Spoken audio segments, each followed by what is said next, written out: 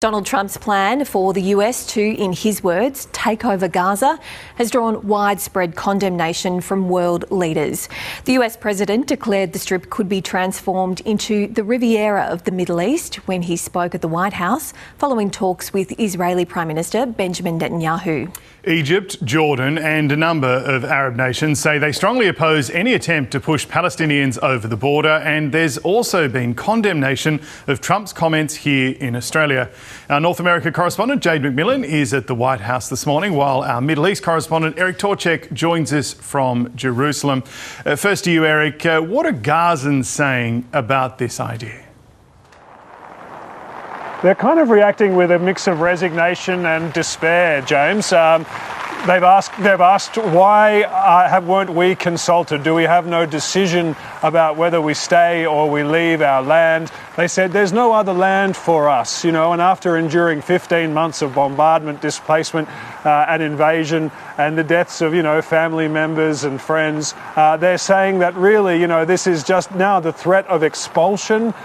This is really terrible for them, but they're so fatigued that really most of them have heard, ideas like this before. They say this idea will fail. One man said to us, this proposal will almost certainly fail. It has no support and it's unworkable. So Gazans, by and large, are not sure this is going to go ahead. And the Palestinian leadership, more broadly, has also said there's no support, no practical way to implement this. It's completely, in their words, immoral and unworkable.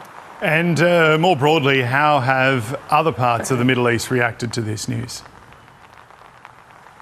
Well, the Saudis, who really America is relying on for the implementation of many of its goals in the Middle East, rejected it almost immediately.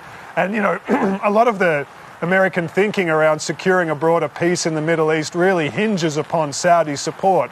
So that rejection immediately kind of, makes it difficult for America to proceed. The Israelis are welcoming it. They're saying it should be given proper thought and consideration, and they're saying Gaza needs a new approach. There are also certain elements within, the Israeli political establishment, particularly those who are interested in settling Gaza, are very, very interested in Trump's plan, particularly his wording that, the people of the area could live in Gaza once it becomes the Riviera of the Middle East. So they see that as a kind of license for Israeli Jews to settle in Gaza, which is something some elements in the Israeli political scene have wanted for some time. But the key neighbours that would need to enable this plan, like Jordan and Egypt, are flatly rejecting it. In fact, people in Jordan are warning it could seriously destabilise the kingdom. And Jay, to you, this announcement came as a shock to a lot of people. How is it being received in North America?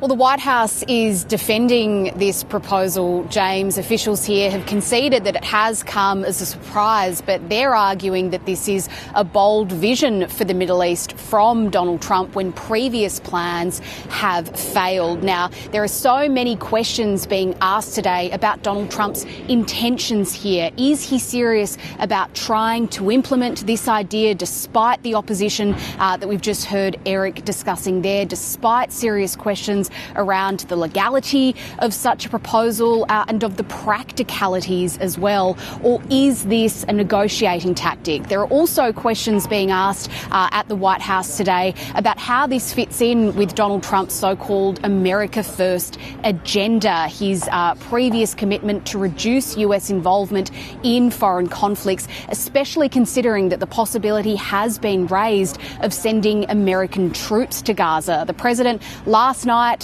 local time at that press conference with Benjamin Netanyahu, said that he would do whatever is necessary in that regard. The White House press secretary, Caroline Levitt, has today insisted that Donald Trump has not committed to putting US boots on the ground. She also seemed to suggest that the resettlement of Palestinians would be a temporary measure, whereas Donald Trump yesterday suggested that it could be permanent. So some confusion here, a lot of questions still being asked about how this would work, but this is how Caroline Levitt characterised the president's proposal.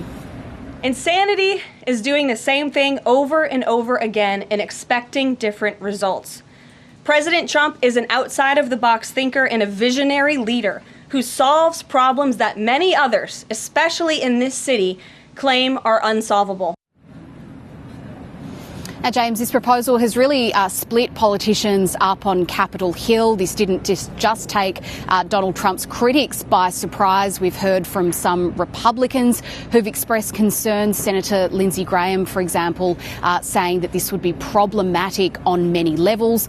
Others, such as the Republican House Speaker, Mike Johnson, they are defending it, saying that this would be bold and decisive action. Democrats, by and large, are condemning it, though.